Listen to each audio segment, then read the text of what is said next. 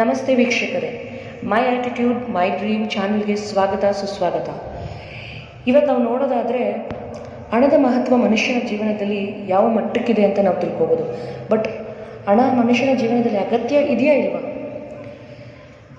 ಮನುಷ್ಯನ ಜೀವನದಲ್ಲಿ ಹಣದ ಮಹತ್ವ ತುಂಬಾ ಇದೆ ಅಂತ ಹೇಳ್ಬೋದು ಫ್ರೆಂಡ್ಸ್. ಯಾಕಂದರೆ ಪ್ರತಿಯೊಂದು ಕೆಲಸ ಕಾರ್ಯ ಪ್ರತಿಯೊಂದಕ್ಕೂ ಹಣ ಬೇಕು. ಎಷ್ಟೋ ಜನ ಹೇಳ್ತಾರೆ, ಹಣನ ಇವತ್ತಲ್ಲ ನಾಳೆ ಸಂಪಾದನೆ ಮಾಡ್ಬೋದು, ಜನನ ಸಂಪಾದನೆ ಮಾಡೋಕ್ಕಾಗತ್ತಾ? ಕೆಲವೊಂದು ಕಡೆ ಅದು ಸತ್ಯ ಆದ್ರೂ ಹಣ ಇದ್ದರೆ ಕೂಡ ಈಗಿನ ಕಾಲದಲ್ಲಿ ಜನ ಬರೋದು ಅಂತ ಕೂಡ ಹೇಳ್ಬೋದು.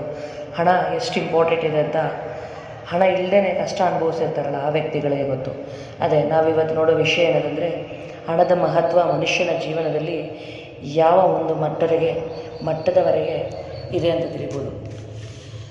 ನಾವು ಅದನ್ನು ಒಂದು 10 ಪಾಯಿಂಟ್ಸಲ್ಲಿ ಮೇನ್ ಹೇಳೋದಾದರೆ ಫ್ರೆಂಡ್ಸ್, ಹಣ ಕನಸಲ್ಲ, ಸರಿಯಾದ ಪರಿಶ್ರಮದ ಫಲ. ಇಂದು ನೀ ದುಡಿದರೆ ನಾಳೆ ಹಣ ನಿನಗಾಗಿ ದುಡಿಯುತ್ತದೆ. ಬಡತನ ಶಾಶ್ವತವಲ್ಲ, ಪ್ರಯತ್ನ ನಿಲ್ಲಿಸಿದರೆ ಮಾತ್ರ ಶಾಶ್ವತ. ದೊಡ್ಡ ಕನಸು ಕಾಣು, ದೊಡ್ಡ ಮಟ್ಟದಲ್ಲಿ ಸಂಪಾದಿಸು. ಹಣ ಸಂಪಾದನೆಗೆ ಅದೃಷ್ಟ ಬೇಡ, ನಿರಂತರ ಪ್ರಯತ್ನ ಬೇಕು. ಸಮಯವನ್ನು ಮೌಲ್ಯ ಮಾಡು, ಹಣ ಸ್ವಂತ ಬರುತ್ತದೆ.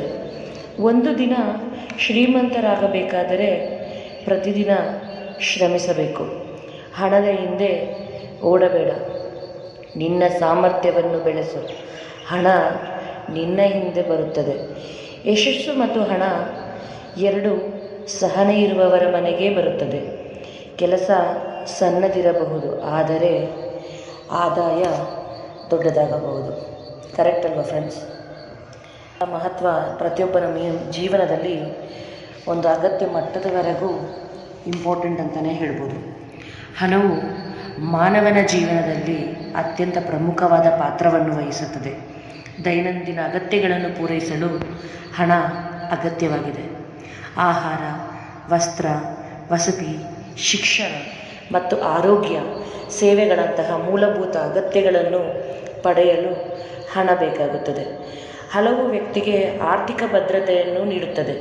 ಹಣ ಇದ್ದರೆ ತುರ್ತು ಪರಿಸ್ಥಿತಿಗಳನ್ನು ಸುಲಭವಾಗಿ ಎದುರಿಸಬಹುದು ಮತ್ತು ಭವಿಷ್ಯಕ್ಕಾಗಿ ಉಳಿತಾಯ ಮಾಡಬಹುದು. ಶಿಕ್ಷಣ ಮತ್ತು ಉದ್ಯೋಗದ ಅವಕಾಶಗಳನ್ನು ಪಡೆಯಲು ಸಹ ಹಣ ಸಹಾಯಕವಾಗುತ್ತದೆ. ಆದರೆ ಹಣವೇ ಜೀವನದ ಅಂತಿಮ ಗುರಿಯಲ್ಲ. ಉತ್ತಮ ಆರೋಗ್ಯ, ಉತ್ತಮ ಸಂಬಂಧಗಳು, ನೈತಿಕ ಮೌಲ್ಯಗಳು ಮತ್ತು ಸಂತೋಷವೂ ಸಹ ಜೀವನದಲ್ಲಿ ಅಷ್ಟೇ ಮುಖ್ಯ. ಆದ್ದರಿಂದ ಹಣವನ್ನು ಪ್ರಾಮಾಣಿಕವಾಗಿ ಸಂಪಾದಿಸಿ ಜಾಣ್ಮೆಯಿಂದ ಬಳಸುವುದು ಅಗತ್ಯ. ಇದರಿಂದ ನಾವು ತಿಳ್ಕೊಳ್ಳೋ ಸಾರಾಂಶ ಏನಂದರೆ, ಹಣವು ಜೀವನದ ಅಗತ್ಯಗಳನ್ನು ಪೂರೈಸುವ ಪ್ರಮುಖ ಸಾಧನವಾಗಿದೆ. ಆದರೆ ಹಣದ ಜೊತೆಗೆ ಮಾನವೀಯ ಮೌಲ್ಯಗಳಿಗೂ ಸಮಾನ ಮಹತ್ವ ನೀಡಬೇಕು. ಈ ಒಂದು ಚಾನಲ್ ನಿಮಗೆ ಇಷ್ಟ ಆಗಿದ್ರೆ ಲೈಕ್ ಮಾಡಿ, ಸಬ್ಸ್ಕ್ರೈಬ್ ಮಾಡಿ ಆ್ಯಂಡ್ ಶೇರ್ ಮಾಡಿ.